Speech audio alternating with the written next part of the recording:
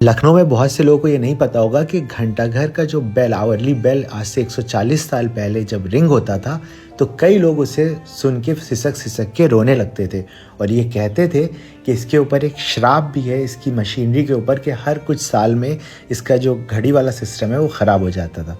अब इसका रीज़न क्या था कि भाई आज से 144 ईयर्स पहले घंटाघर बना 1881 में, बट बना किसकी शान में? बना सर जॉर्ज कूपर, जो लेफ्टिनेंट गवर्नर अवध के उस टाइम पे थे।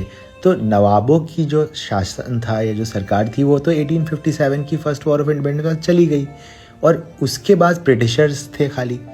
मगर 1857 के बाद एक बड़ा इवेंट ये भी हुआ कि जब वापस से ब्रिटिशर्स ने लखनऊ पे कब्ज़ा किया तो बहुत ब्रूटैलिटी हुई।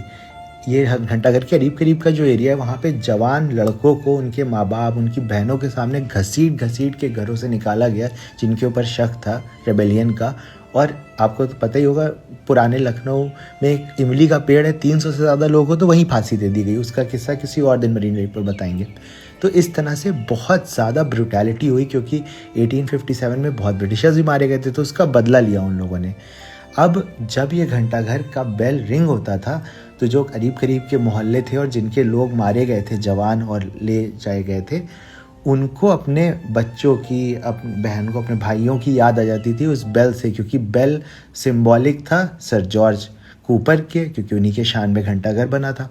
तो कहते हैं कि जब बेल रिंग होती थी तो गलियों में और वहाँ पे पुराने लखनऊ के रोने की आवाज़ें आती थी, लोग रोते थे। तो ये भी एक डार्क स्टोरी है घंटाघर से, जो शायद आपको नहीं पता होगी।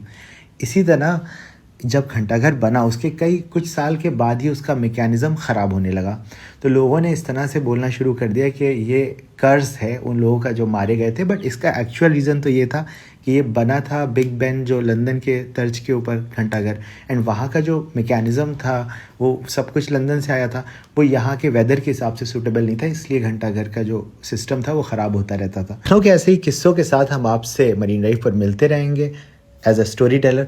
और ये जो घंटाघर बना था उस टाइम पे नवाब वाजिद अली शाह जिंदा थे, बस वो कोलकाता में मेतिया बर्ज में जो एग्जाइल कर दिए गए थे। अब उसकी कहानी किसी और दिन सही।